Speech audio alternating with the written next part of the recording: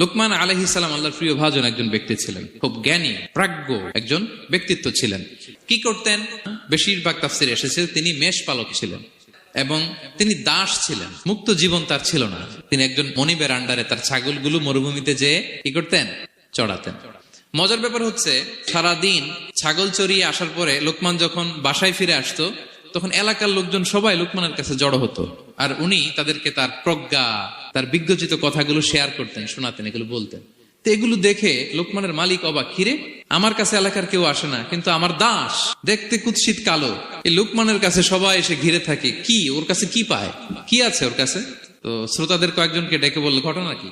তো তারা বললো, আপনার দাস লোকমান, এটা সে সাধারণ কোনো মানুষ নয়, সে অসাধারণ মানুষ, সে এমন কথা বলে এগুলো শুনলে জীবন পাল্টে যায়। মালিক বলে, ঘটনা কি? আমি ওর মালিক, কই কোনোদিন তো এরকম ওর সাথে কোনো কনভারসেশনে যাই নাই, কথা হয় নাই, আমি তো শুনি নাই, দেখি আজকে চেক করে দেখি। তো আজকে সন্ধ্যাবেলায় ফিরছে, উনি বলতেছে, ইয়া লোকমান, একটা ছাগল জবাই করো, এবার এই ছাগলের সবচেয়ে শ্রেষ্ঠ দুইটা অঙ্গ কেটে নিয়ে আসো, যাও। লোকমান যে ছাগল জবাই করে, ছাগলের জিহ্বাটা আর কলব, হার্ট, এই দুইটা কেটে নিয়ে আসছে, বলতেছে এই দুইটা শ্রেষ্ঠ। মালিক আবার বললো, যাও আরেকটা জবাই করো, এবার সবচেয়ে নিকৃষ্ট দুইটা অঙ্গ ছাগলের কেটে নিয়ে আসো, যাও দেখি। সে আরেকটা ছাগল জবাই করে আবার জিহ্বা আর হার্ট কেটে নিয়ে আসছে, বলছে এই যে এটা সবচেয়ে নিকৃষ্ট।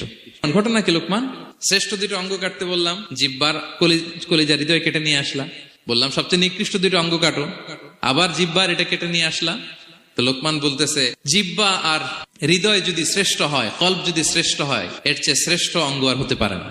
আর জিহ্বা আর কল্ব যদি খারাপ হয়, মানুষের মুখ আর হৃদয় যদি খারাপ হয়, এর চেয়ে নিকৃষ্ট অঙ্গ আর হতে পারে না। মালিক অবাক হয়ে গেল, বলতেছে, তাই তো লোকমান, আসলেই তুমি অনেক প্রাজ্ঞ, অনেক বিজ্ঞ, যাও, তোমাকে আমি আর এই বন্দিত্বের মধ্যে আটকে রাখতে চাই না, তোমাকে আমি এই ভালো কথাগুলো গণমানুষের কাছে পৌঁছে দেওয়ার জন্য আজ থেকে তোমাকে লোকমান আমি আজাদ করে দিলাম।